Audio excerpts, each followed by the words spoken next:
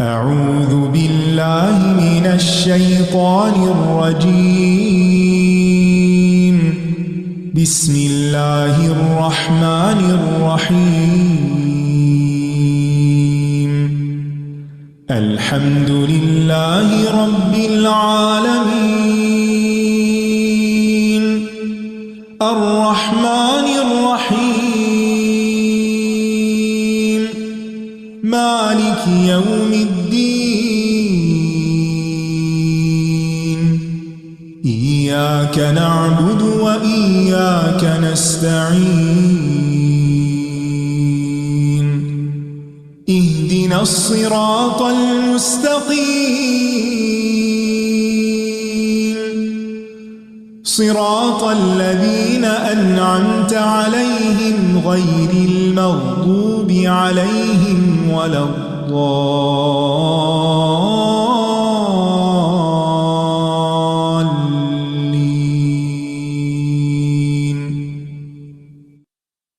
السلام علیکم ورحمۃ اللہ وبرکاتہ۔ وعلیکم السلام ورحمۃ اللہ وبرکاتہ۔ کیا حال ہے؟ سب خیریت؟ الحمدللہ۔ الحمدللہ۔ چلیں شروع کرتے ہیں۔ نحمدہ ونصلی علی رسولہ الکریم، اما بعد فاعوذ باللہ من الشیطان الرجیم، بسم اللہ الرحمن الرحیم۔ رب اشرح لی صدری ویسر لی امری واحلل عقدۃ من لسانی یفقہوا قولی۔ الحمد للہ العلیم الحکیم الذی وسع كل شیء علما واحاط بكل شیء عزۃ وحکما واتقن ما صنع واحکم ما شرع، احمدہ سبحانہ حمدا کثیرا طیبا مبارکا فیہ۔ تمام قسم کی حمد اللہ کے لیے ہے جو علم والا اور حکمت والا ہے۔ اس نے علم کے ساتھ ہر چیز کا احاطہ کیا ہوا ہے اور ہر چیز کو عزت اور قوت اور حکمت سے گھیرا ہوا ہے، اور جو کچھ اللہ نے بنایا ہے خوب محکم بنایا ہے، اور جو شرعی احکام جاری کیے ہیں وہ خوب مستحکم اور مضبوط جاری کیے ہیں۔ میں اللہ سبحانہ تعالیٰ کی بہت زیادہ حمد کرتی ہوں، پاکیزہ حمد اور بابرکت حمد۔ پچھلے سبق میں ہم نے حاملین قرآن کے اخلاق کا بیان پڑھا تھا کہ حاملین قرآن کو چاہیے کہ وہ کم ہنسیں، مزاح میں بھی حق بات کہیں، دوسروں سے خندہ پیشانی سے ملیں اور عمدہ کلام کریں، کسی کی غیبت نہ کریں، کسی کو حقیر نہ جانیں، کسی کو گالی نہ دیں، کسی کی مصیبت پر خوش نہ ہوں، کسی پر زیادتی نہ کریں، کسی سے حسد نہ کریں، کسی کے متعلق برا گمان نہ کریں، علم کی بنا پر گفتگو کریں یا پھر خاموش رہیں۔ تو آج ہم پڑھیں گے صفحہ نمبر 26 سے۔ جی انشاءاللہ شروع کرتے ہیں۔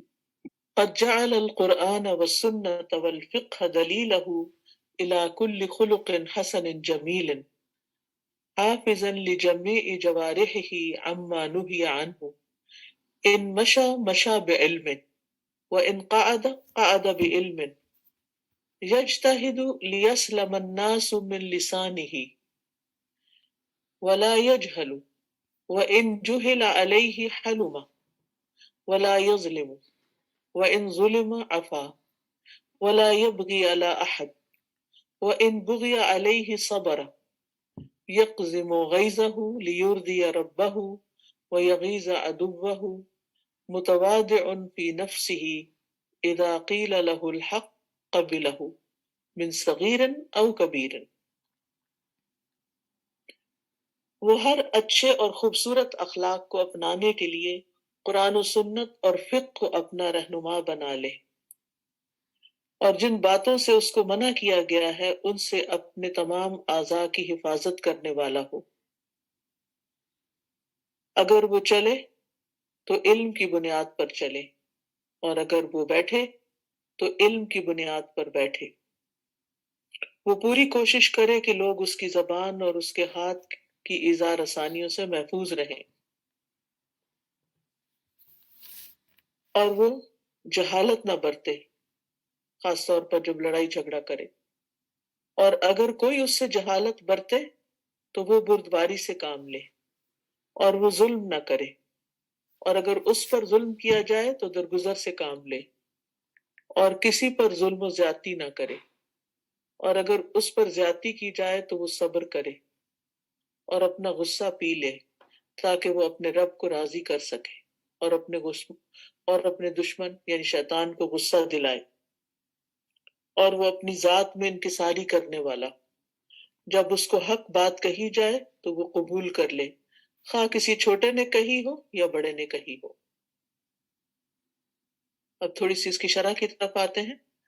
قد جعل القرآن والسنة والفقہ دلیلہ الى کل خلق حسن جمیل، یعنی قرآن کو، سنت کو، فقہ کو یعنی دین کی سمجھ کو اپنی دلیل بنائے۔ کس کے لیے؟ الى کل خلق حسن جمیل، ہر اچھے خوبصورت اخلاق کے لیے، عادت کے لیے، یعنی قرآن و سنت سے ہی رہنمائی حاصل کرے، اس نے کتاب اللہ اور سنت رسول صلی اللہ علیہ وسلم کو اپنی ذات پر نافذ کیا ہوا ہو، اور زندگی کے معاملات میں انہی سے رہنمائی لینے کے لیے ان کو اپنی دلیل بنائے۔ دلیل اصل میں رہنمائی کرنے والے کو کہتے ہیں۔ تو جب کتاب و سنت کی ہدایات سے رہنمائی حاصل کرے گا اور اللہ کی رسی کو مضبوطی سے تھامے ہوئے ہوگا، اور جہاں کہیں کوئی کام ہوگا یعنی کوئی بھی کام وہ کر رہا ہوگا تو اس کے پاس اس کے کرنے کی ایک دلیل ہوگی، یعنی رہنمائی ہوگی کہ اس نے وہ کام کیسے کرنا ہے، کوئی چھوٹا کام ہو یا بڑا کام ہو۔ اب اس کی مثال کیا ہے؟ مثال کے طور پر وضو کرنا ہے مثلا، تو اس کے پاس دلیل ہونی چاہیے کہ وہ اپنے ہاتھ کیوں دھو رہا ہے، اپنی کلی کیوں کر رہا ہے، اور اس کو کس طرح منہ دھونا ہے، کہاں تک دھونا ہے، پاؤں کیسے دھونے ہیں، اور اسی طرح دیگر چیزیں۔ اسی طرح اگر کسی سے کچھ لے رہا ہے، کسی کو کچھ دے رہا ہے، تو اس کے پیچھے بھی اس کے پاس دلیل ہونی چاہیے کہ من آتا للہ وابغض للہ ومنع للہ، ٹھیک ہے، وَأَحَبَّ لِلَّهِ وَأَبْغَضَ لِلَّهِ، یعنی ہر چیز کے پیچھے اس کے پاس دلیل ہوتی ہے کہ وہ یہ کام کیوں کر رہا ہے، یعنی شرع صدر کے ساتھ کرتا ہے۔ حافظا لجمیع جوارحہ عما نہی عنہ، اپنے جسم کے اعضاء کو ان تمام چیزوں سے بچا کے رکھتا ہے، ان کی حفاظت کرتا ہے جن سے روکا گیا ہے۔ مثلا زبان ہے تو زبان کی حفاظت کیسے ہوگی؟ ان باتوں سے اپنے آپ کو روک کر جن سے روکا گیا ہے، منع کیا گیا ہے، یعنی جس چیز سے اللہ اور اس کا رسول روک دے اس سے رک جائے، اور اس کے جسم کے سارے اعضاء، اس کے ہاتھ، اس کے پاؤں، اس کی زبان، اس کی آنکھیں، سب کی سب، یعنی اعضاء کی حفاظت میں کیا کیا چیز شامل ہوتی ہے؟ مثلا ہاتھوں کو حرام کام سے روکے، پاؤں کو حرام کی طرف جانے سے روکے، اسی طرح آنکھ سے کوئی حرام کام نہ دیکھے، کان سے حرام نہ سنے، زبان سے حرام گفتگو کرنے سے بچے، شرمگاہ کو حرام کام سے بچائے، یعنی پیٹ کو حرام کھانے سے بچائے، اور بھی آپ باقی اعضاء کے بارے میں بھی سوچ سکتے ہیں کہ اسے کیا کیا ان سے نہیں کرنا چاہیے، یعنی جسم کے ہر عضو سے گناہ کا کام روک لے۔ جیسے وہ ایک حدیث میں آتا ہے نا کہ جسم کے ہر حصے میں یعنی ایک زنا کا حصہ ہوتا ہے۔ نبی صلی اللہ علیہ وسلم نے فرمایا کہ ابن آدم پر اس کے زنا سے حصہ لکھ دیا گیا ہے، وہ لا محالہ اسے ملے گا، بس آنکھوں کا زنا دیکھنا ہے، کانوں کا زنا سننا ہے، زبان کا زنا گفتگو کرنا ہے، ہاتھوں کا زنا پکڑنا ہے، پاؤں کا زنا چلنا ہے، دل کا گناہ خواہش اور تمنا کرنا ہے، اور شرمگاہ اس کی تصدیق کرتی ہے یا اس کی تکذیب کرتی ہے۔ تو یعنی ان تمام حرام کاموں سے انسان اپنے آپ کو بچائے جن کے پیچھے شہوات ہوتی ہیں، خواہشات ہوتی ہیں یا شکوک و شبہات ہوتی ہیں۔ اور جو شخص حرام کاموں سے بچتا ہے اس کے لیے خوشخبری ہے۔ نبی صلی اللہ علیہ وسلم نے فرمایا 3 افراد کی آنکھیں روز قیامت آگ کو نہیں دیکھیں گی۔ وہ آنکھ جو اللہ کے ڈر سے رو پڑی، وہ آنکھ جس نے اللہ کے راستے میں پہرا دیا، اور وہ آنکھ جس نے اللہ کے حرام کردہ امور سے اپنی نگاہوں کو جھکا لیا، یعنی جہاں نہیں دیکھنا چاہیے وہاں سے وہ اپنی نگاہ کو موڑ لیا، پھیر لیا، جھکا لیا۔ اور پھر یہ ہے کہ ان اعضاء کی حفاظت کے پیچھے نیت کیا ہو؟ اللہ کا خوف اور اس کی نگرانی کا احساس کہ اللہ سبحانہ تعالیٰ مجھے دیکھ رہا ہے، اللہ تعالیٰ سے کوئی چیز چھپی ہوئی نہیں ہے۔ یعلم خائنۃ الاعین وما تخفی الصدور۔ پھر کہتے ہیں کہ ان مشا مشا بعلم وان قعد قعد بعلم، اگر چلے تو علم کے ساتھ اور بیٹھے تو علم کے ساتھ۔ مراد اس سے کیا ہے کہ کوئی بھی کام جو کرے وہ علم کی روشنی میں کرے، شرعی علم کی روشنی میں، اور کسی کام سے رکنا پڑے تو بھی علم کی بنیاد پر، لوگوں کی باتوں کی وجہ سے نہیں کہ لوگ باتیں بناتے ہیں، لوگ مذاق اڑاتے ہیں اس لیے میں نے یہ کام نہیں کرنا۔ بہت سے لوگ حجاب پہن کے کیوں اتار دیتے ہیں، کیوں چھوڑ دیتے ہیں؟ لوگوں کی باتوں کی وجہ سے۔ تو اس میں تو کوئی دلیل، لوگوں کی باتیں تو کوئی دلیل نہیں ہے نا کہ ہم اس کام کو چھوڑ دیں جو اللہ نے ہمیں حکم دیا، عورت پر فرض کیا۔ سورۃ نور کا آغاز کس چیز سے ہوتا ہے؟ سورۃ انزلناها وفرضناها۔ تو جس چیز کو اللہ نے فرض کیا ہے اس کو فرض سمجھنا چاہیے، اور پھر اسی طرح یہ ہے کہ جن چیزوں سے روکا ہے ان چیزوں سے رک جانا چاہیے۔ تو گویا اس کی تمام حرکات و سکنات جو ہیں وہ علم کے مطابق ہوں، خواہشات کے تقاضے کے مطابق نہ ہوں۔ ابو درداء رضی اللہ عنہ کہتے ہیں کہ آدمی کے فقہ اور بصیرت میں سے ہے اس کا داخل ہونا، اس کا چلنا، اس کا کسی کے ساتھ دوستی کرنا، یعنی یہ ساری چیزیں انسان کی سمجھ بوجھ کے ساتھ تعلق رکھتی ہیں۔ میمون بن مہران کہتے ہیں کہ انسان اس وقت تک متقی نہیں ہو سکتا جب تک اپنے نفس سے اس قدر سخت محاسبہ نہ کرے جتنا کاروبار میں اس کے ساتھ شریک انسان اس کا محاسبہ کرتا ہے، یعنی پیسے پیسے کا حساب لیتا ہے، یہاں تک کہ اس کو یقین اور علم ہو کہ اس کا لباس، اس کا مشروب، اس کا کھانا کس مال سے ہے۔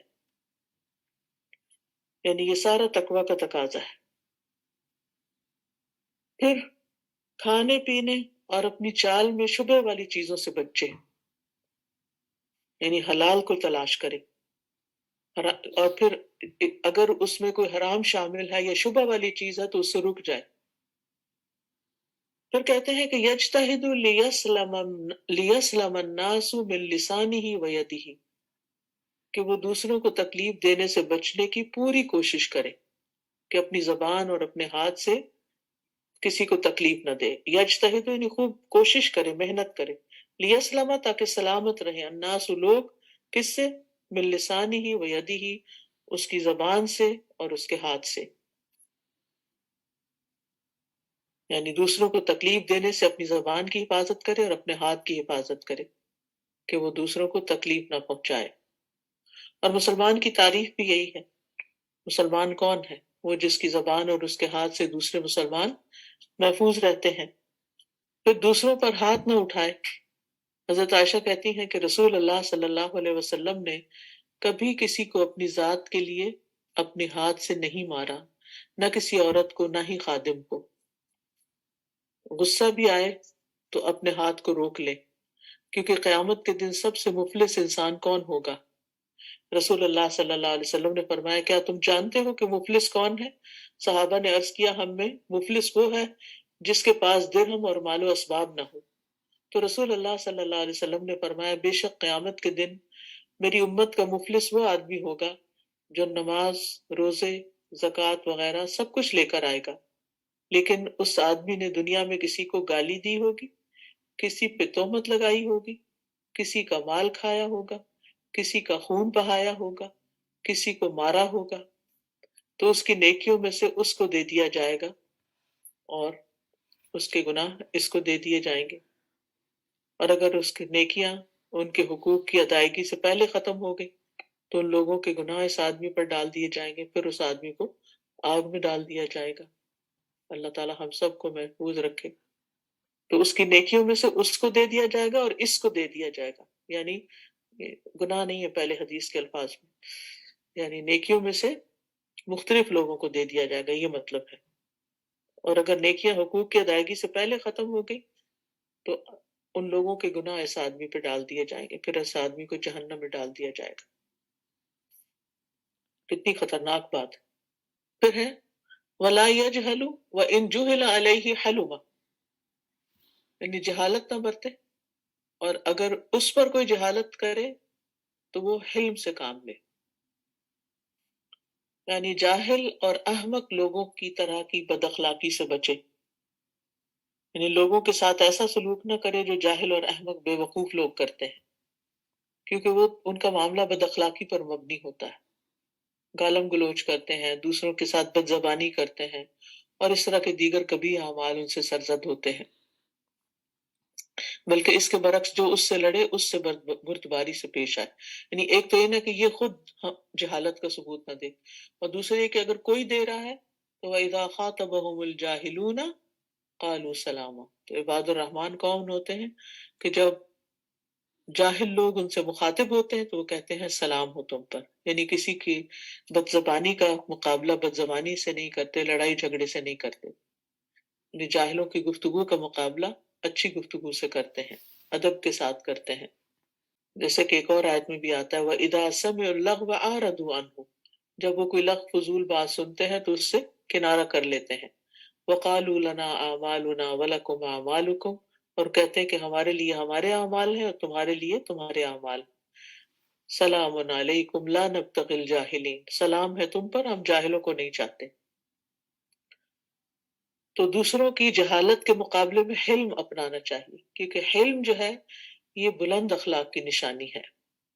حلم کس کو کہتے ہیں؟ بردباری کو، تحمل کو، دوسروں کی بات سن لینا، کوئی غصے میں آپ پر آ رہا ہے، بد زبانی کر رہا ہے تو اس کے جواب میں اپنے اندر ٹھہراؤ پیدا کرنا، احمق لوگوں کے مرتبے پر نیچے اترنا، یہ کم عقل لوگوں کی علامت ہوتی ہے، عقل مند ایسا نہیں کرتے، کہ جاہل کا مقابلہ اگر کوئی جہالت سے کرے گا تو پھر گناہ میں برابر کا ہی شریک ہو جائے گا، لیکن اگر اعراض کرے گا، حلم سے کام لے گا، درگزر سے کام لے گا تو جہالت سے بچ جائے گا اور گناہ میں مبتلا ہونے سے بھی امن میں رہے گا۔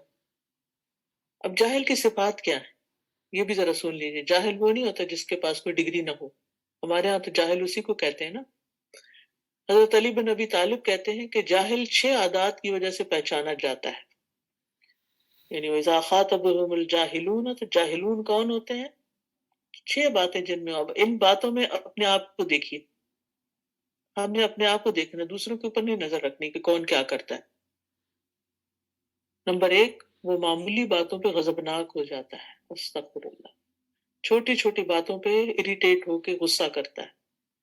بچے کو سوال کر لیں، تمہیں تو سوال ہی سوتے رہتے ہیں، ہر وقت چپ نہیں ہوتے تم۔ اسٹوڈنٹ کوئی ذرا سی بات کر دیں تو ایک دم غصے میں آ جاتا ہے۔ نمبر 2، بے فائدہ کلام کرتا ہے، فضول باتیں، لغو باتیں جن کا کوئی مقصد نہیں، جن سے کچھ حاصل نہیں۔ تیسری بات، غیر مناسب مقام پر عطیات دیتا ہے، یعنی جن کا حق نہ ہو ان کو عطیہ دیتا ہے، تحفہ دیتا ہے یا کچھ دے دیتا ہے، لا حول ولا قوت الا باللہ۔ چوتھی چیز، دشمن اور دوست کی پہچان نہیں رکھتا، یعنی ایسی راہ چلتے لوگوں پہ مہربان ہو جائے گا اور جنہوں نے اس پہ احسان کیا ہوگا ان کا احسان ہی نہیں مانے گا۔ نمبر 5، راز افشا کرتا ہے، یعنی آپ اس کے پاس کوئی بات کریں پھر وہ اس کے پاس نہیں ٹھہرے گی، وہ آگے پہنچ جائے گی۔ اور نمبر 6، ہر کسی پر بھروسہ کر لیتا ہے، راہ چلتے لوگوں سے باتیں کر کے ان پہ ٹرسٹ کر کے ان کے ساتھ چل پڑتا ہے۔ تو ہر صبح اپنے ساتھ ایک عہد کریں کہ میں نے کسی سے جہالت نہیں برتنی، میں نے ان 6 عادتوں سے اپنے آپ کو نکال لینا ہے۔ یعنی انسان کو اپنے آپ کو جہالت سے نکالنا ہے۔ یہ بہت سے لوگ بڑی بڑی دنیاوی تعلیم رکھتے ہیں اور بعض اوقات دینی تعلیم بھی بڑی رکھتے ہیں، بڑے بڑے عالم بن جاتے ہیں لیکن اس جہالت سے باہر نہیں نکلتے۔ پھر یہ ہے کہ برائی کا جواب برائی سے نہیں دینا۔ نبی صلی اللہ علیہ وسلم کے بارے میں آتا ہے کہ وَلَا يَدْفَعُ السَّيِّئَةَ بِالسَّيِّئَةِ وَلَٰكِن يَعْفُو وَيَصْفَحُ، کہ نبی صلی اللہ علیہ وسلم برائی کا بدلہ برائی سے نہیں دیں گے بلکہ معافی اور درگزر سے کام لیں گے. یہ آپ کی صفات تھیں تورات میں. اسی طرح بد اخلاقی کے جواب میں ہمیں بد اخلاق نہیں ہونا چاہیے. جیسے آپ صلی اللہ علیہ وسلم کے پاس ایک دفعہ یہود آئے تھے تو انہوں نے آپ کو بد دعا دی، السلام علیکم کہا، تو حضرت عائشہ نے کہا تم پر بھی موت آئے، تم پہ اللہ کی لعنت ہو، غضب ہو. تو آپ نے فرمایا عائشہ نرمی اختیار کرو، سختی اور بدزبانی سے بچو.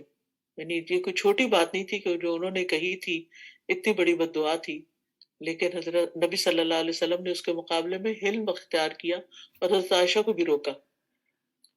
حضرت عائشہ نے عرض کیا یا رسول اللہ صلی اللہ علیہ وسلم آپ نے ان کی بات نہیں سنی؟ آپ نے فرمایا تم نے میرا جواب نہیں سنا، میں نے ان کی بات انہیں پہ لوٹا دی، اور ان کے حق میں میری بد دعا قبول ہو جائے گی لیکن میرے حق میں ان کی بد دعا قبول ہی نہ ہوگی. اسی طرح اور واقعات بھی ہمیں ملتے ہیں کہ کس طرح عمر ہماری امت کے جو متقی انسان تھے وہ کیسے معاملات اختیار کرتے تھے. حضرت عمر کے بارے میں آتا ہے کہ عیینہ بن حصن جب حضرت عمر کے پاس گئے تو کہنے لگے اے خطاب کے بیٹے، نہ تو تم انصاف کرتے ہو اور نہ ہمارے ساتھ کچھ سخاوت سے پیش آتے ہو. عمر رضی اللہ عنہ یہ سن کر غصہ ہوئے، قریب تھا کہ اسے مارے. اس وقت حر نے کہا، حر ان کے ساتھ مددگار تھا، اے امیر المومنین، اللہ تعالیٰ نے آپ اپنے نبی سے فرمایا ہے خذ العفو وأمر بالعرف وأعرض عن الجاہلین، درگزر اختیار کرو، نیکی کا حکم دو اور جاہلوں سے کنارہ کرو، اور بے شک یہ بھی جاہلوں میں سے ہے.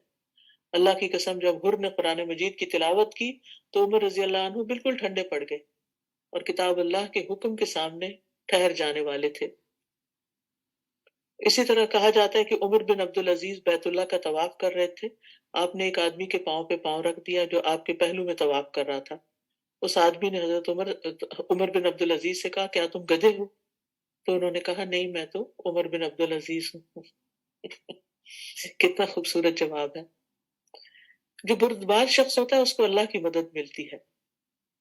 ابو ہریرہ کہتے ہیں کہ ایک آدمی نے عرض کیا اللہ کے رسول، میرے کچھ رشتہ دار ایسے ہیں جن سے میں تعلق جوڑتا ہوں وہ مجھے تعلق توڑتے ہیں، میں ان سے نیکی کرتا ہوں وہ مجھ سے برائی کرتے ہیں، میں ان سے بردباری کرتا ہوں وہ مجھ سے بد اخلاقی سے پیش آتے ہیں.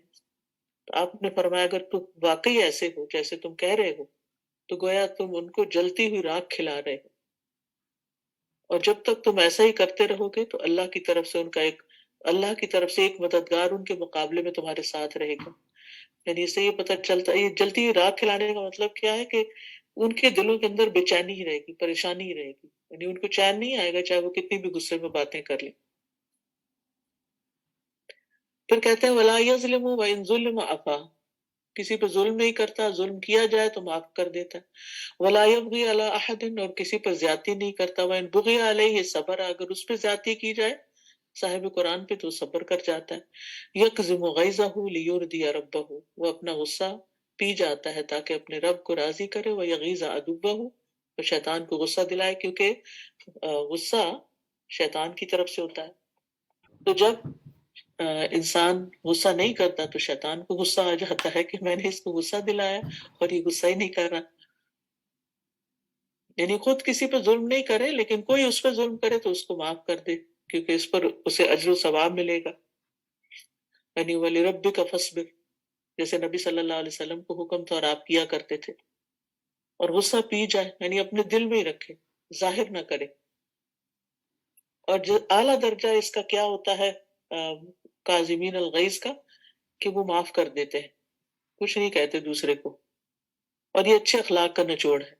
امام ابن تیمیہ کہتے ہیں اچھے اخلاق کا نچوڑ یہ ہے کہ جب آپ لوگوں کے ساتھ اچھا اخلاق اپنانا چاہتے ہیں تو وہ اس طرح کہ جس نے آپ کے ساتھ تعلق کاٹ دیا ہے آپ اس سے سلام کر کے، اس کا اکرام کر کے، اور اس کے لیے دعا کرنے کے ساتھ، اس کے لیے بخشش طلب کرنے کے ساتھ، اس کی تعریف کرنے کے ساتھ اور اس کے ساتھ ملاقات کرنے کے ساتھ تعلق بحال کر لیں.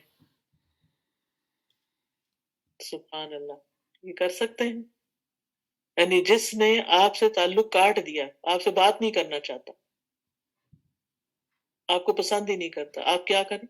سلام کریں اس کو، آپ اس کو عزت دیں، اس کے لیے دعا کریں، اس کے لیے استغفار کریں، اس کی تعریف کریں اور اس کے ساتھ ملاقات کریں. اپنا تعلق بحال کر لیں. یہ اتنی خوبصورت بات ہے اور میں نے اپنی زندگی میں اپنائی ہے کہ جن لوگوں کے نے مجھے تکلیف دی یا جن لوگوں نے میرے ساتھ بدتمیزی اور بد اخلاقی کی، میں نے ان کو اور زیادہ توجہ دی، کیونکہ آپ کسی کو نیچا دکھا کے، کسی پر غصہ کر کے آپ اس کا دل نہیں جیت سکتے، لیکن اگر آپ اس کو معاف کر دیں گے اور اس کے لیے دعا کریں گے اور اس کے ساتھ حسن سلوک کریں گے تو آپ دیکھیں کہ وہ واپس آپ کے ساتھ اچھا ہو جائے گا، اور اگر اچھا نہ بھی ہو تو کم از کم آپ کے خلاف باتیں کرنا چھوڑ دے گا. پھر اسی طرح جو شخص وہ کہتے ہیں امام ابن تیمیہ، جو آپ کو تعلیم سے، فائدے اور مال سے محروم کر دے آپ اس کو عطا کریں، اور جس نے آپ کے خون یا مال یا عزت میں آپ پر ظلم کیا ہو آپ اس سے درگزر کریں. اس میں سے بعض صورتیں واجب ہیں اور بعض صورتیں مستحب ہیں. یہ ان کی کتاب ہے نا مجموع الفتاوی 10ویں جلد میں صفحہ 658 پر وہ یہ بات کرتے ہیں. اگر کسی نے دیکھنا ہو لائبریری کی کبھی زیارت کریں اور ان کتابوں کی تو ان کے اندر ضرور دیکھیں، بہت بڑے بڑے ہیرے چھپے ہوئے ہیں ان کے اندر. ہم کوئی گولڈ کی دکان دیکھتے ہیں نا تو ایک دم ہم خوش ہو جاتے ہیں کہ واہ، اس کے اندر جا کے کہ چلو خریدنا نہیں، جا کے دیکھ تو لیں. جو لوگ مکہ مدینہ جاتے ہیں نا وہاں پر تو دیکھا ہوگا کہ کس طرح وہ ڈسپلے پہ ہوتا ہے، ایسا ڈسپلے کہیں بھی نہیں ہوتا دنیا میں سونے کا. تو جاتے ہوئے ضرور کم از کم ڈیزائن ہی دیکھتے جائیں گے. کتابیں اس سے بڑا ہے، لائبریری اس سے یعنی گولڈ شاپ سے زیادہ خوبصورت جگہ ہوتی ہے لائبریری، کہ جس میں آپ کسی بھی کتاب کو کھول کے دیکھیں گے تو کوئی نہ کوئی ہیرا مل جائے گا آپ کو، اور مفت میں مل جائے گا، بس صرف کھولنے کی دیر ہے. اور گولڈ تو آپ گھنٹہ بھر بھی دیکھتے رہیں تو آپ کو کچھ نہیں ملنے والا وہاں سے. تو اب انسان کے مراتب درجے بلند ہی نہیں ہو سکتے جب تک کہ وہ اس کا اخلاق بلند نہیں ہوتا. تو اپنے اخلاق کے ذریعے اونچے مرتبوں تک پہنچنے کی کوشش کرے، یا صاحب القرآن یا اصحاب القرآن یا حملۃ القرآن. لوگوں کے ساتھ برابری کا معاملہ آسان ہوتا ہے لیکن معاف کرنا ہمت والوں کا کام ہوتا ہے. سورہ شورى میں آتا ہے وَلَمَنْ صَبَرَ وَغَفَرَ إِنَّ ذَلِكَ لَمِنْ عَزْمِ الْأُمُورِ. البتہ جس نے صبر کیا اور معاف کیا تو بے شک یہ بڑے عزم والے کاموں میں سے ہے. اور یوسف علیہ السلام کی مثال آپ کے سامنے ہے کہ جب وہ اپنے بھائیوں سے ملے تو کیا کہا، لا تثریب علیکم اليوم یغفر اللہ لکم وہو ارحم الراحمین. آج تم پہ کوئی ملامت نہیں، اللہ تمہیں بخش دے اور وہ رحم کرنے والوں میں سب سے زیادہ رحم کرنے والا ہے. اسی طرح ایک نبی کے بارے میں آتا ہے کہ ان کی قوم نے ان کو جھٹلایا، انہیں زخمی کیا، کیونکہ وہ اللہ تعالیٰ کے احکامات لے کر آئے تھے، لیکن ان کی قوم نے ان کے ساتھ ایسا سلوک کیا تو وہ اپنے چہرے سے خون پوچھتے جا رہے تھے اور کہہ رہے تھے اللہم اغفر لقومی فإنہم لا یعلمون، اے اللہ میری قوم کو معاف کر دے، یہ جانتے نہیں. اسی طرح نبی صلی اللہ علیہ وسلم نے طائف کے موقع پر کیا رویہ اختیار کیا. حضرت عائشہ کہتی ہیں کہ رسول اللہ صلی اللہ علیہ وسلم تمام لوگوں میں سب سے زیادہ اچھے اخلاق والے تھے. کوئی بیہودہ کام یا فحش گفتگو کرنے والے اور بازاروں میں شور کرنے والے نہیں تھے. وہ برائی کا بدلہ برائی سے نہیں دیتے تھے بلکہ معاف کر دیتے اور درگزر فرماتے تھے. اسی طرح بدسلوکی کرنے والے کو آپ معاف کر دیا کرتے تھے. تو سلف صالحین کا بھی یہی طریقہ رہا ہے، فَإِذَا قَدَرُوا عَفَوْا، کہ جب وہ ظالم پہ قدرت حاصل کر لیتے تو معاف کر دیا کرتے تھے. اور معاف کرنے کے بہت سے فائدے ہیں، اللہ کی محبت ملتی ہے انسان کو. وَالْكَاظِمِينَ الْغَيْظَ وَالْعَافِينَ عَنِ النَّاسِ وَاللَّهُ يُحِبُّ الْمُحْسِنِينَ. اور غصے کو پی جانے والے اور لوگوں کو معاف کرنے والے ہیں، اور اللہ نیکی کرنے والوں سے محبت رکھتا ہے. ایسے لوگوں کو اللہ تعالیٰ بھی معاف کر دیتا ہے جو دوسروں کو معاف کرتے ہیں. معاف کرنے سے اللہ تعالیٰ بندے کی عزت میں اضافہ کرتے ہیں. حدیث میں آتا ہے کہ اللہ عز و جل کے نزدیک غصہ کے اس گھونٹ سے زیادہ افضل گھونٹ کسی بندے نے نہ پیا ہوگا جو وہ اللہ تعالیٰ کا چہرہ چاہنے کے لیے اپنے غصے کو پیتا ہے. اور جو شخص اپنے غصے کو نافذ کرنے کے باوجود پی گیا، اللہ تعالیٰ قیامت کے دن اس کے دل کو امیدوں سے بھر دے گا. پھر وہ کہتے ہیں متواضع فی نفسہ اذا قیل له الحق قبله من صغیر او کبیر، اپنے نفس میں متواضع ہوتا ہے، جب اس سے حق بات کہی جاتی ہے تو قبول کر لیتا ہے، چاہے چھوٹا کہے یا بڑا کہے. یعنی جب اس کو کوئی خیر ملتی ہے، علم ہے یا مال ہے یا اور کوئی نعمتیں اس کو ملتی ہیں، عزت، تو یہ اس کی عاجزی اور انکساری میں اضافہ کر دیتے ہیں، اور صرف اس لیے حق کو وہ نہیں رد کر دیتا کہ بتانے والا کم عمر ہے یا درجے میں چھوٹا ہے. نبی صلی اللہ علیہ وسلم کو حکم دیا گیا تھا کہ آپ تواضع اختیار کریں. حدیث میں آتا ہے رسول اللہ صلی اللہ علیہ وسلم نے فرمایا، بے شک اللہ نے میری طرف وحی نازل فرمائی ہے کہ تواضع اختیار کرو، نہ کوئی کسی کے خلاف سرکشی کرے اور نہ کوئی کسی پر فخر کرے. اور تواضع کا اپوزٹ کیا ہے؟ تکبر کرنا. تو تکبر حق کو چھپانا ہے اور لوگوں کو کمتر سمجھنا ہے. تو بہرحال یہ ہے حملۃ القرآن کے اخلاق. آج کے لیے اتنا ہی کافی ہے، انشاءاللہ تعالی نیکسٹ ٹائم پھر آگے سے پڑھیں گے. اللہ تعالی ہمیں عمل کرنے والا بنائے اور حقیقی معنوں میں حامل قرآن بنائے. وآخر دعوانا ان الحمد للہ رب العالمین. سبحانک اللہم وبحمدک، اشہد ان لا الہ الا انت، استغفرک واتوب الیک. جی کسی کا کوئی سوال ہے تو. السلام علیکم ورحمۃ اللہ وبرکاتہ. وعلیکم السلام ورحمۃ اللہ وبرکاتہ. استاد میں شاہین بول رہی ہوں اسلام آباد سے.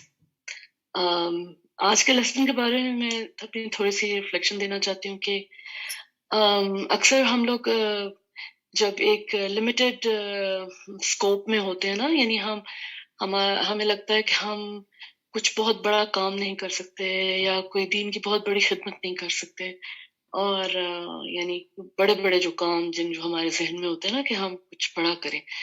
تو آج مجھے اس لیسن میں یہ سمجھ میں آئی، یہ جو آیت میں کوٹ ہوئے نا، ان ذالک من عزم الامور، کہ جب ہم اپنے جذبات کو کنٹرول کر لیتے ہیں اللہ کے چہرے کی خاطر، تو یہ بھی بہت بڑا کام ہے. اور بعض اوقات شاید ہمیں زیادہ سکوپ اس وجہ سے بھی نہیں ملتا کہ پہلے ہم اپنے جذبات کو ہی اگر کانکر کرنے کے قابل نہیں ہیں تو ہم کوئی بڑی چیزوں کو کانکر کس طرح کر سکتے ہیں. تو ہمیں پہلے اپنے اندر کا جو ایک پورا دائرہ کار ہے جس کے اندر ہمارے مختلف قسم کے جذبات ہیں، ہمیں ان کو سٹریم لائن کرنا، ان کو کنٹرول کرنا، اور پھر اس میں اپنی نیت کو خالص رکھنا کہ ہم کسی انسان کے ڈر سے نہیں ایسے کریں کہ چلو اگر کوئی تو بہت باروب انسان ہے اس کے سامنے ہم دب جائیں، اور کوئی اگر چھوٹا انسان ہے اس کے سامنے ہم جو ہے وہ سرکشی پر اتر آئیں. تو یہ تو پھر لوگوں سے ڈرنا ہوگا، لیکن اللہ سے ڈر کے جب ہم کریں گے ہمیں کوئی فرق نہیں پڑے گا کہ ہمارے سامنے کون ہے. ہم ہر ایک سے اللہ کی خاطر عزت اور وقار سے پیش آئیں گے. تو جیسے جیسے انسان کے اخلاق جو ہیں وہ بہتر ہوتے ہیں، اور اس میں بہت یعنی آج مجھے اس میں یہ بھی جو ورڈ یوز کیا گیا نا کہ وہ جہاد کرتا ہے، یعنی اپنے اس دوسروں کو اپنی تکلیف سے بچانے کے لیے جہاد کرتا ہے، ورنہ ہی لگتا ہے جی، اور یجتہد پوری کوشش کرتا ہے. تو لگتا یہ ہے کہ اس سے یہ پتہ چلتا ہے کہ یہ کوئی ایسی کوئی نیچرل چیز نہیں ہے کہ خود بخود سے ایسا ہو جائے گا. اب انسان کو اپنے اوپر پوری ایفرٹ لگانی پڑے گی، تب یہ چیز جو ہے وہ حاصل ہو سکتی ہے. اور ہم بعض اوقات ازمپشنز کرتے رہتے ہیں کہ ہم تو کسی کو تکلیف نہیں پہنچاتے، ہم نے تو کبھی کسی کا حق نہیں مارا. ہمیں چاہیے ہم لوگوں سے ذرا فیئر فیڈ بیک بھی لیا کریں کہ کسی کو تکلیف تو نہیں پہنچ رہی، کیونکہ ہم اینالائز بھی نہیں کرتے کہ ہماری کون سی بات سے کس کو تکلیف پہنچ گئی ہوگی، ہمارے کس عمل سے. اور وہ جو یہ والی بات ہے نا کہ جیسے وہ کاروبار میں جو اس کا ہوتا ہے شریک، اس کا جیسے وہ پیسے کا حساب کرتا ہے، ایسے اس کو اپنی ہر ایکشن کا حساب پھر کرنا پڑے گا کہ وہ کیسے اٹھا، کیسے بیٹھا، کہاں چلا، کہاں رکا، کسی کو اس سے تکلیف تو نہیں پہنچی. تو اس سے پتہ چلتا ہے کہ ایک بہت ہی وہ گہرائی سے اپنے آپ کو جج کرے گا اور پھر پورے ایفرٹ کرے گا، اپنے ایموشنز کو کنٹرول کرے گا. تو لازمی بات ہے کہ یہ سب چیزیں وہ کرے گا تو اس کے اخلاق میں بہتری آئے گی. تو انشاءاللہ اللہ تعالی ہمیں عمل کی توفیق دے. جزاک اللہ خیرا. جی السلام علیکم استاذہ جی. میرا سوال ہے ریگارڈنگ ایک بیچ میں ابھی بات آئی تھی کہ غصے کو ظاہر نہ کریں, تو اس میں کہیں ہم غصہ پی جانا تو سمجھ آتا ہے, بٹ ظاہر نہ کرنے میں ہم اس میں لسٹ میں تو نہیں چلے جاتے جیسے منافق ہوں تو وہ بالکل ہی ظاہر ہی نہ کر رہے ہوں کہ اس چیز ناگوار گزر رہی ہے کوئی چیز یا نہیں, یا مطلب کس طرح سے غصے کو ظاہر نہ کریں, اس پہ تھوڑا سا ایلیبریٹ کر دیں. پہلے تو منافق کی ڈیفینیشن بتائیں نا, کیا ہے منافق, کون ہوتا ہے؟ منافق وہ ہوتا ہے کہ جس کے دل میں کفر ہوتا ہے اور زبان پہ اسلام ہوتا ہے. منافق وہ نہیں ہوتا کہ جس کے دل میں غصہ ہے لیکن اپنے رویے میں وہ اچھا انسان ہے. منافق دل میں بغض رکھتا ہے اور زبان سے تعریف خوش آمد کرتا ہے مقصد مطلب کے لیے. یہاں تو اچھے اخلاق کی وجہ سے وہ غصے کو پی جاتا ہے, کیونکہ قرآن نے حکم دیا ہے. تو جس چیز کا حکم قرآن نے دیا ہے کہ والکاظمین الغیظ, کہ غصہ پی جاتے. جب کوئی چیز آپ پی لیتی ہیں, دودھ پی لیتی ہیں, پانی پی لیتی ہیں, وہ کسی کو نظر آتا ہے؟ نظر نہیں آتا نا. تو یہ تو اللہ کا حکم ہے, یہ منافقت کہاں سے آ گئی؟ جی نیکسٹ.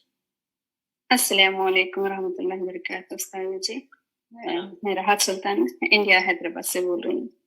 جی استاد جی, آج کے لیسن کے مطابق میرا یہ کہنا ہے کہ جیسے ہم آج کل بہت عام ہو گیا ہے نا, سب کہتے ہیں ہم بہت اسٹریٹ فارورڈ ہے, دل میں بات نہیں رکھتے, اور وہ سب کچھ اس کے انڈر میں سب کچھ کہہ دیتے ہیں, چاہے سامنے والے کی دل آزاری ہو, اسے برا لگے یا جو بھی. وہ کہتے ہیں ہم تو بہت اسٹریٹ فارورڈ ہے, ہم دل میں کوئی بات نہیں رکھتے. لیکن اگر آپ پھر ان کو واپس اسی طرح انہیں کی طرح بتائیں تو پھر وہ غصہ کر جاتے ہیں, یہ کہ آپ نے تو ہمارا دل توڑ دیا ایسے. تو جو برداشت, جی بالکل آپ نے صحیح کہا کہ اپنے لیے معیار اور ہے اور دوسروں کے لیے معیار اور ہے. تو اللہ تعالیٰ سب کو ہدایت دے. آمین. جو صبر کر لیتے ہیں, جو برداشت کر لیتے ہیں, تو پھر ان کو وہ لوگ کہتے ہیں کہ تم تو مطلب منافق ہو, جیسے ابھی انہوں نے کہا نا کہ دل میں ایک رکھتی ہو لیکن زبان پہ اسے ظاہر نہیں کرتی, یا تم کمزور ہو یا ڈرتی ہو سب سے. تو اس کا ہم کیا جواب دیں؟ جیسے ہم نے سب کچھ مطلب آپ کو ہر کسی سے نبھانا ہے, آپ اللہ کے لیے سب کے ساتھ راضی ہوتے, ہر بات ان کے درگزر کرتے ہو, ملتے ہو, برابر سے اس میں سلوک کرتے ہو, اچھا خیال کرتے ہو, تو وہ کہتے ہیں کہ نہیں یہ تو تم ڈرتی ہو, سب سے ڈرتی ہو, اس لیے ایسے کرتی ہو. تو اس کا کیا ہم ان کو جواب؟ دیکھیے آپ کو تو پتا ہے نا کہ آپ کیوں کرتی ہیں, تو ہمیں ہر وقت لوگوں کی زبان سے اپنے آپ کو نہیں تولنا چاہیے کہ لوگ ہمارے بارے میں کیا کہتے ہیں. ہمیں یہ دیکھنا چاہیے کہ ہماری اپنی نیت کیا ہے. اگر ہماری اپنی نیت اچھی ہے تو پھر ہمیں بس اس پر راضی رہنا چاہیے اور اپنے جو نیکی کا کام ہے وہ کرتے جانا چاہیے, لوگوں کی باتوں میں نہیں آنا چاہیے. ٹھیک ہے, نیکسٹ. السلام علیکم ورحمۃ اللہ وبرکاتہ. استاد جی. وعلیکم السلام ورحمۃ اللہ وبرکاتہ. استاد جی, جیسے ہم لوگ دین کا کام کرتے ہیں, کبھی کبھی ہسبینڈ لوگ اور رشتے دار بھی اس پہ ناگواری سی باتیں کرنے لگتے ہیں, ہم صبر کر لیتے, ہم صرف یہی کہتے ہیں کہ صرف میں اللہ کی خاطر کر رہی ہوں. تو کیا یہ صحیح ہے استاد جی؟ بہت تکلیفیں, پریشانیاں, بہت کچھ بولتے ہیں لوگ مجھے, تو میں یہ کہتی ہوں میں صرف اللہ کی خاطر صبر کر رہی ہوں. ٹھیک ہے, تو میری نیت صحیح ہے؟ صبر کیجیے, ایک دفعہ سوال کرتے ہیں, دہراتے نہیں ہیں تاکہ وقت بچے. سوری. اس میں یہ ہے کہ ہمیں جب لوگ ہمیں ہماری نیت پہ شک کرتے ہیں نا, تو پھر ہمیں اپنی نیت کا محاسبہ کرنا چاہیے, اپنا جائزہ لینا چاہیے کہ واقعی میں اللہ کے لیے کر رہی ہوں. اگر میں اللہ کے لیے کر رہی ہوں تو مجھے اس پہ استقامت اختیار کرنی چاہیے اور لوگوں کی باتوں کی وجہ سے برہم نہیں ہونا چاہیے. جی نیکسٹ. السلام علیکم ورحمۃ اللہ وبرکاتہ. پیاری استاذہ جی, میں مدرس بول رہی ہوں سرگودا سے. استاذہ جی, آج کل جو فلسطین کے حالات چل رہے ہیں, ایسے میں ہمیں دعا کے علاوہ کیا کرنا چاہیے؟ بہت زیادہ دل دکھتا ہے انہیں دیکھ کر, جیسے وہ ان پر ظلم کر رہے ہیں. آپ دعا کو معمولی چیز سمجھتی ہیں؟ دعا مومن کا ہتھیار ہے, ٹھیک ہے نا. آپ اگر آپ کے پاس اور کوئی ہتھیار نہیں تو آپ دعا کا ہتھیار اٹھا لیں. ٹھیک ہے جی, ہم دعا کو معلوم نہیں کیوں معمولی چیز سمجھتے ہیں. ٹھیک, نیکسٹ. السلام علیکم ورحمۃ اللہ. جی اساتذہ جی، میرا سوال یہ ہے کہ جیسے آپ نے مطلب آیت کے حوالے سے دیکھا جائے تو اپنی ذات کے حوالے سے غصہ پینا تو یہ بہت بڑا کام ہے، لیکن اگر دینی امور ہوں اور جس میں مطلب کہ کوئی کوتاہی کر رہا ہو، مسلسل کوتاہی کر رہا ہو، اور ہم اسے سمجھا بھی رہے ہوں پھر بھی وہ یعنی باز نہ آئے، تو ایسے میں ڈیفینیٹلی غصہ تو آتا ہے. تو پھر ایسے میں کیا کرنا چاہیے؟ کیا تب بھی غصہ پی جانا چاہیے؟ جی آپ دیکھیں، ہم نے آج سب سے پہلی لائن کیا پڑھی تھی کہ قرآن و سنت کو اپنی دلیل بناتا ہے. اب اگر کوئی دین کے اوپر نہیں چل رہا اور آپ کو اس بات پہ غصہ آ رہا ہے، اپنے بچے پہ ہی آ رہا ہے یا کسی پر بھی آ رہا ہے، تو نبی صلی اللہ علیہ وسلم جب لوگوں کو دیکھتے تھے کہ وہ شرک کر رہے ہیں تو کیا ان کو غصہ نہیں آتا ہوگا؟ یا کوئی اور غلط کام کر رہے ہیں تو غصہ نہیں آتا ہوگا؟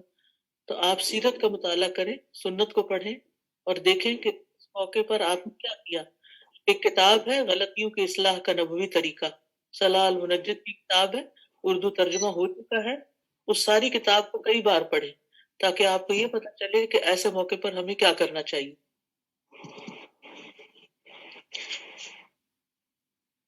جی نیکسٹ. السلام علیکم ورحمۃ اللہ وبرکاتہ.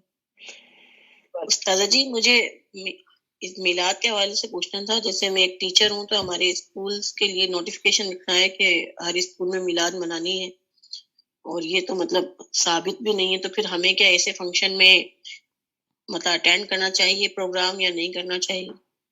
جو چیز ثابت نہیں ہے آپ اس کو چھوڑ دیں بس. نیکسٹ. السلام علیکم ورحمۃ اللہ. وعلیکم السلام ورحمۃ اللہ. میں ایمن اسرار بات کر رہی ہوں رحیمیہ خان سے. استاذ جی میرا کوشچن تھا کہ جیسے آپ نے بتایا کہ جاہلوں کی صفات میں ان کی جو علامات ہیں کہ وہ ہر لوگوں پر بھروسہ نہیں کر لیتے، تو اگر ہم جب اخلاق کی بات کریں تو ہم لوگوں کے ساتھ کیسے اچھے اخلاق سے بات کر سکتے ہیں اگر ہم ان کے اوپر بھروسہ نہیں کرتے؟ تو اس کی کچھ پریکٹیکل ٹپس آپ بتا سکتی ہیں؟ یعنی انسان کو ایک مخلص انسان اور ایک غلط بات کرنے والے انسان کا فرق تو پتہ چل جاتا ہے نا، کہ کس کے اوپر بھروسہ کس کا نہیں. ایک شخص معروف ہے جھوٹ بولنے میں تو اب آپ اس پہ بھروسہ کر لیں، اور ایک اجنبی پہ بھروسہ کر لیں. بھروسہ انسان انہی پہ کرتا ہے نا کہ جن کو انسان جانتا ہوتا ہے. ٹھیک ہے. اچھا میں اس کے ساتھ ہی اجازت چاہتی ہوں. جزاکم اللہ خیرن، بارک اللہ فیکم. السلام علیکم ورحمۃ اللہ وبرکاتہ. السلام علیکم. جی نورین ویٹ کر. بسم اللہ کرتے ہیں. سسٹر زاہدہ یہیں پہ ہی موجود ہیں، آپ شہادہ ان کو انشاءاللہ کروا دیں. میں تھوڑا سا ان کا تعارف کرا دیتی ہوں. سسٹر زاہدہ جو ہے وہ کراچی کا جو میٹرو تھا وہیں سے ہی کورس کیا تھا، اور ماشاءاللہ ان کے بیٹے جوان ہو چکے، ان کی شادی ہونے والی ہے، اور وہاں پہ یہاں نیدرلینڈس کی ایک بچی ہیں ویرا ان کا نام ہے، وہ بھی اس وقت ہمارے ساتھ کلاس میں موجود ہیں، اور وہ اب انشاءاللہ شہادہ لینے کا ویٹ کر رہی ہیں آپ کا انشاءاللہ. اور ایک بات میں استاذہ بتا دوں کہ آج کا لیسن اتنا زیادہ ریلیٹ کر رہا تھا. میں ابھی تھوڑی دیر پہلے ویرا سے بات کر رہی تھی کہ آپ کو کس چیز نے متاثر کیا کہ آپ اسلام کی طرف آئیں، تو انہوں نے دو باتیں کہی. انہوں نے کہا ایک تو میں ٹرکی گئی تھی اور میں مسجدوں میں، وہاں بڑی بڑی مسجدیں تھیں، میں جب وہاں جاتی تھی مجھے بہت ایک عجیب سی فیلنگ اور سکون کا احساس ہوتا تھا جو مجھے آج سے پہلے کبھی کسی چرچ میں، کبھی کسی بڑے بڑے میوزیمز یا کسی جگہ جا کے نہیں ہوا. اور دوسرا یہ کہ میری روم میٹس تھیں جب میں پڑھ رہی تھی، اور جب میں ویسے بھی یونیورسٹی میں اور تعلیم وغیرہ حاصل کر رہی تھی، اور ایون جو حارث بچہ ہے، جو بیٹا ہے حارث بیٹا، ان کا اخلاق بہت اچھا تھا، اور معاملہ کرنے کا جو طریقہ تھا وہ بہت اچھا لگتا تھا مجھے کہ مسلمان اس طرح کے ہوتے ہیں. الحمدللہ.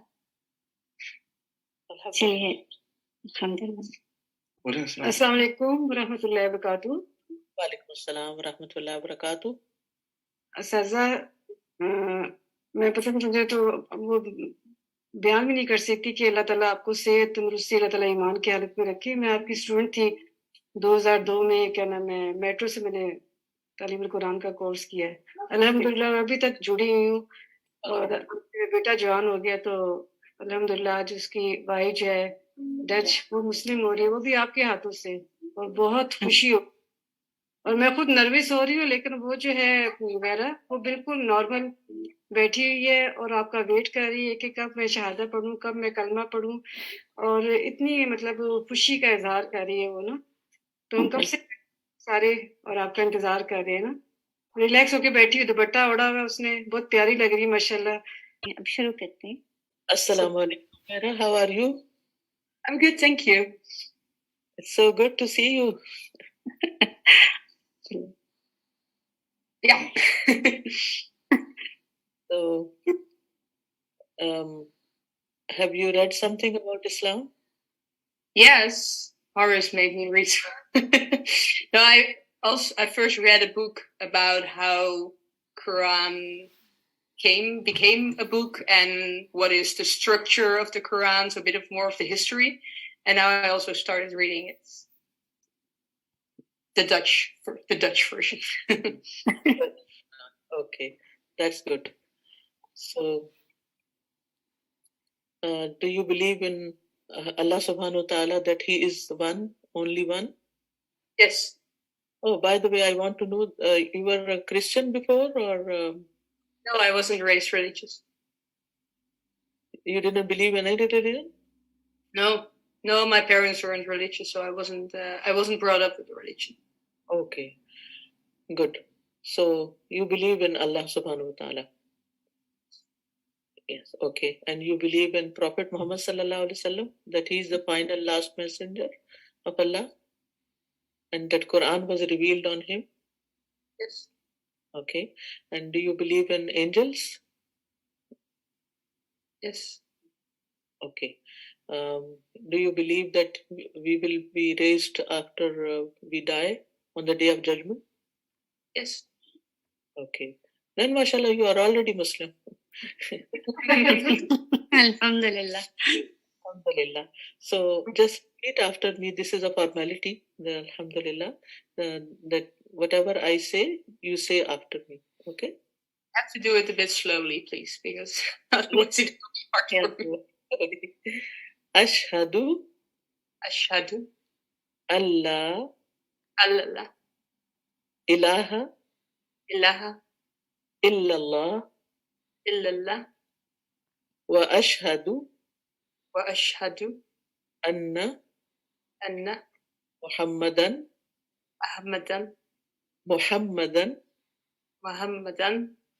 abduhu wa rasuluh.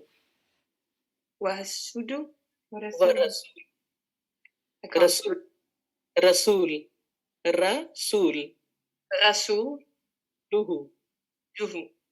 Okay. Alhamdulillah. Witness. I bear witness. Sorry, again?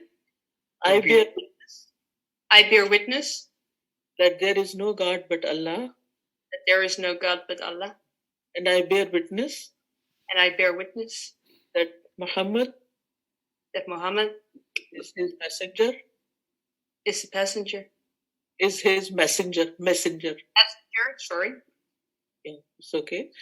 And his servant. And his servant. And he's a messenger of Allah subhanahu wa ta'ala, and the servant of Abd, he's servant of Allah subhanahu wa ta'ala. He served his deen.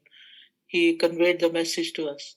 So now congratulations, you are a Muslim. Alhamdulillah. Alhamdulillah. Have you Jazakallah khair, Ustaz. any Muslim name? No, I have my own name.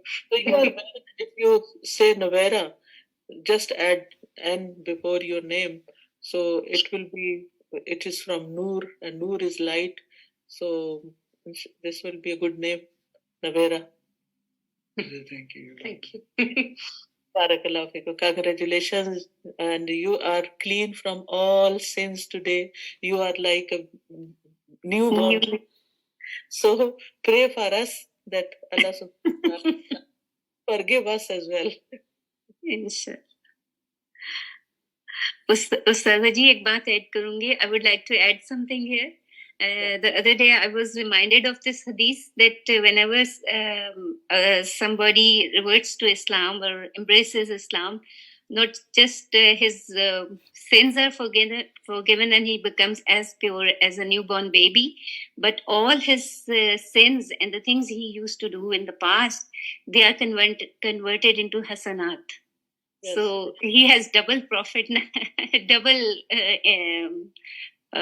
benefit and double profit. Alhamdulillah. We pray for you. We pray that may Allah subhanahu wa ta'ala give you a happy, prosperous life in this world and in the hereafter. And may Allah give you steadfastness on this deen. And may Allah help you in all circumstances. And you grow in Islam day by day and be a light for all other Muslims and non-Muslims. And many others become Muslim through you, inshallah. Inshallah. Haris آپ کو بھی مبارک ہو, زاہدہ بہن آپ کو بھی مبارک ہو. مبارک اللہ تعالیٰ آپ کو بہترین جزائے خیر دے. آمین. اللہ تعالیٰ آپ کے خاندان میں بہت برکتیں پیدا کرے, ان کو نیک صالح اولاد عطا کرے اور بہترین صدقہ جاریہ بنے, اور اللہ تعالیٰ ان کو اسلام کے لیے روشنیوں کا مینار بنا دے. آمین آمین آمین. السلام علیکم ورحمۃ اللہ وبرکاتہ. وعلیکم السلام ورحمۃ اللہ وبرکاتہ. وبرکاتہ.